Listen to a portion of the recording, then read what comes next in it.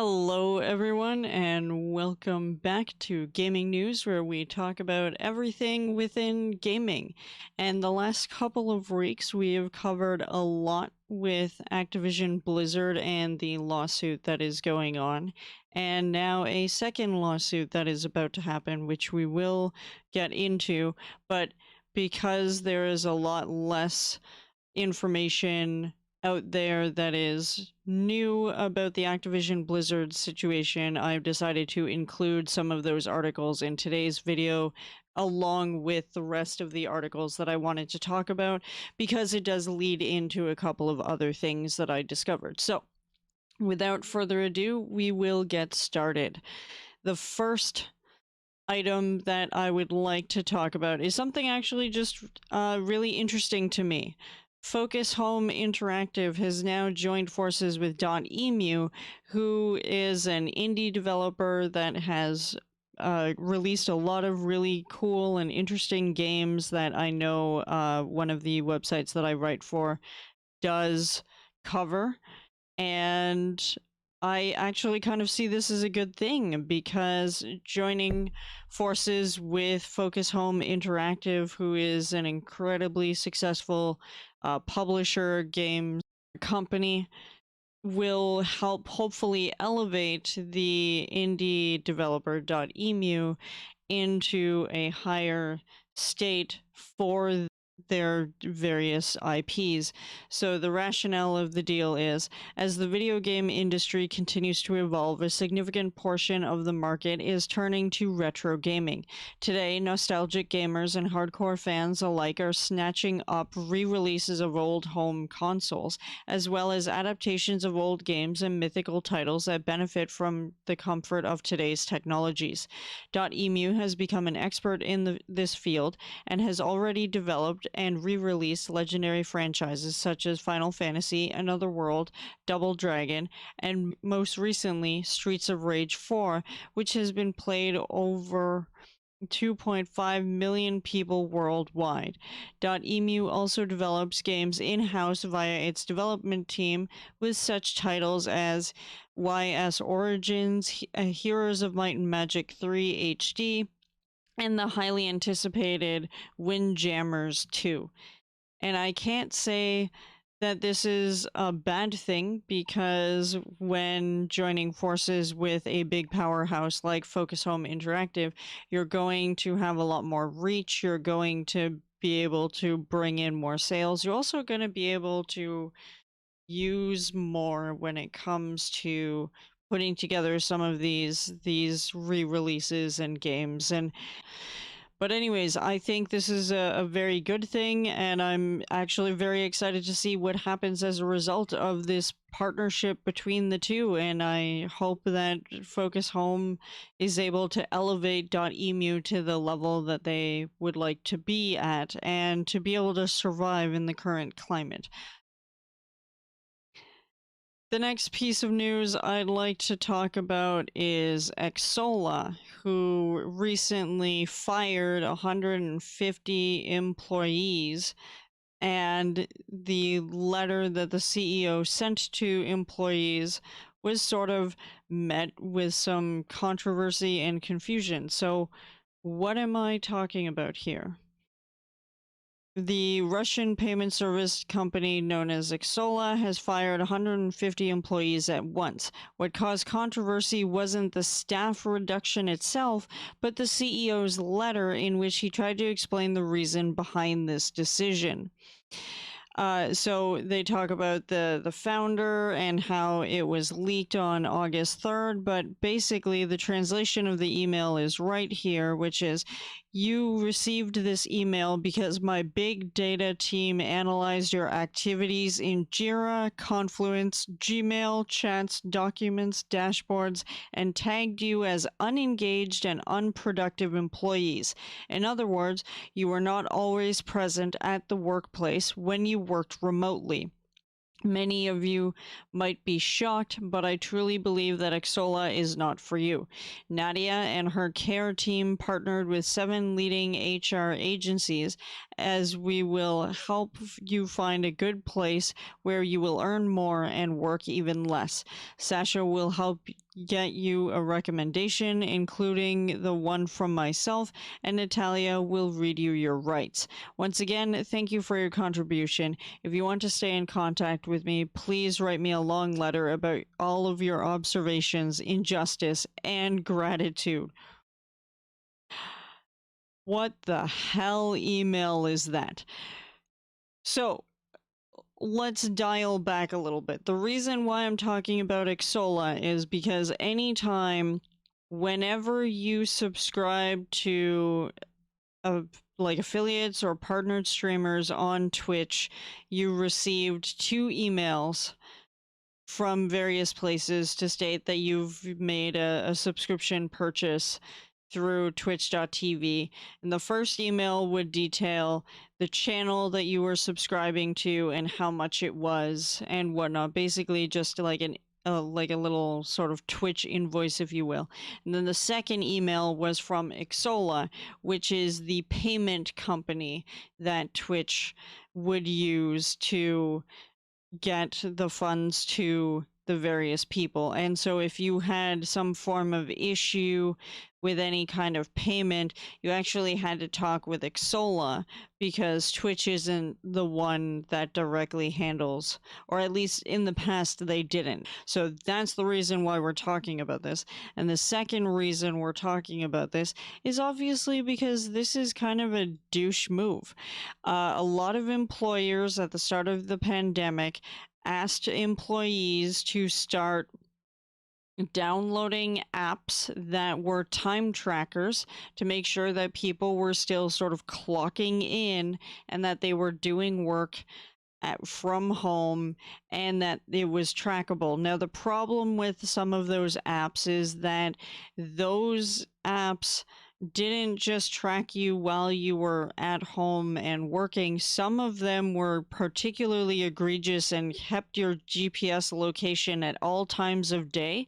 And some of your employers expected you to sometimes clock in regardless of like where you were, and expected you to continue working even if technically your work shift was done.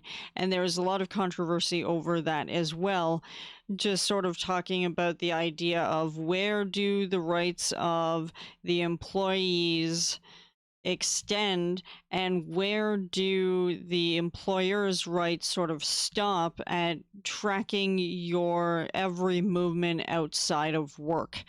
But really, it's not the business of the employer to know what you do outside of work hours. And so there's a bunch of controversy surrounding that. And so this is just sort of proving the idea that at the start of the pandemic, people working for XSolla also had to have various different project management software like Jira and whatnot, and through emails and chats and documents, they were tracking all of the work that you were doing and making a command decision that you were not working hard enough, and therefore we're just going to fire you. It's not a good situation regardless of how you look at it, but when you move to a place of working from home, it's harder to keep things separated. Children, depending on the age of the children, might not know you're working and might not realize that they can't bother you between certain. There's got to be a way to draw the line properly that doesn't require tracking all of your correspondence at every single minute of the day. And just the way that they did this, and then I don't know if this was just badly translated or what, but the fact that they said, we're working with HR agencies to help you find a new workplace, which is good, but the fact that they say where you will earn more and work even less is kind of like a slap in the face to the employees. What if they were legitimately hard workers and the CEO just made a command decision to say, well, you didn't meet the 90 hours a week that we require for this position, therefore it's not enough and we're going to fire you as a result. Like, where exactly do we draw the line? There was an update as of August 5th, which was the CEO and founder of XSolla held a press conference and explained that the mass layoffs are due to the fact that the company has stopped showing 40% growth. And he released another controversial statement on Twitter, which they also sort of linked to. And so basically, it wasn't that these people weren't working hard enough. That was sort of the excuse to give, because they were no longer growing as quickly as a company like they were previously, and therefore needed to work on their bottom line and cut a bunch of people because they no longer had the profits to sustain the amount of workers that they have. And that's really the justification, if you will, for this particular mass firing.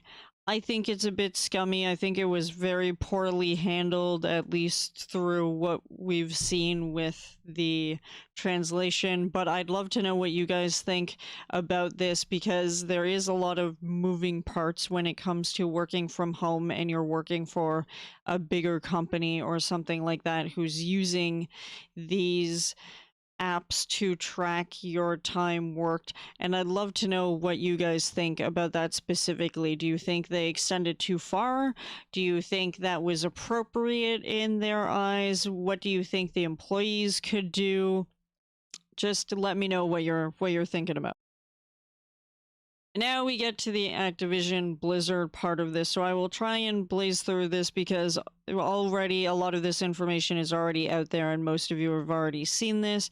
But as you can see here, the head of HR, Jesse Mischik, is no longer working for the company, and that comes immediately after J. Allen Brack was forced to leave the company, and there wasn't even nice words said for J. Allen Brack leaving the company, but it seems very much like the company is trying to cover their ass, i.e. Bobby Kotick is trying to get rid of as much of the negative press as possible, because obviously this is a metric fallout.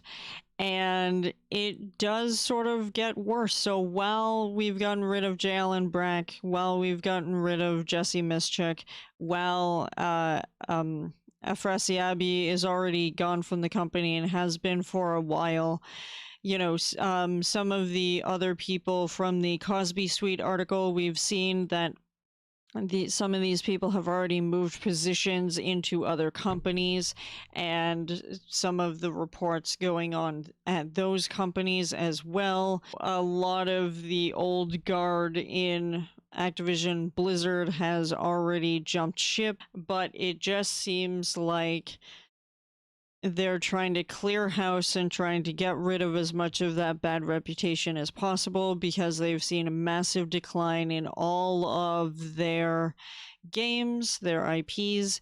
And in fact, we have also seen this, which is shareholders are suing Activision Blizzard for withholding harassment information.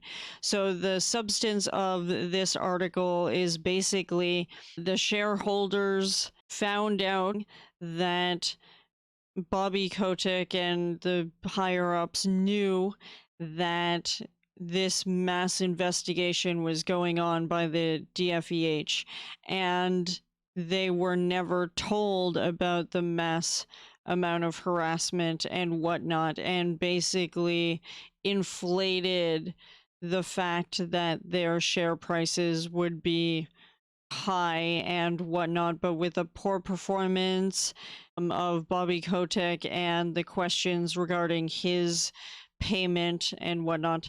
The shareholders had a right to know what was going on at the company, and they did not want to necessarily support a company that was willingly sheltering and allowing abusers and harassers to be within their walls and push such a huge fallout that now Activision Blizzard is losing so much, which means the shareholders are losing a lot of money because clearly they are not the top dogs like they once were.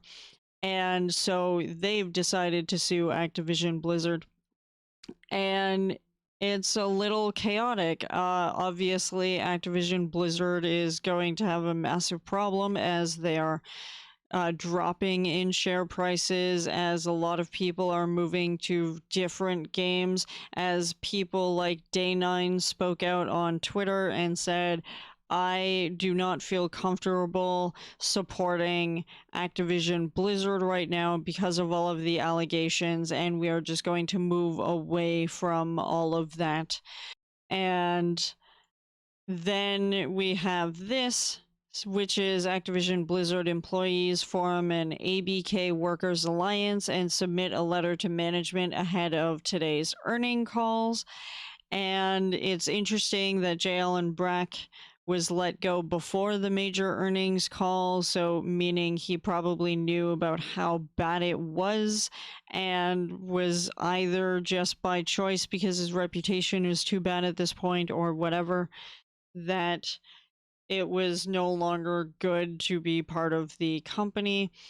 And the reason why, in this case, Activision Blizzard employees have formed this coalition is because it has been widely talked about that WilmerHale has been described as the law firm that is union busting and wants to stop people from being compensated fairly and whatnot. So basically allowing abusers and harassers and people to get more money than their employee counterparts, women in general, who are obviously getting more of the work and less of the pay, while all of these other people in the company are just given opportunity after opportunity. And so them hiring this law firm, which has already been talked about, stopping people from forming unions, is not very good.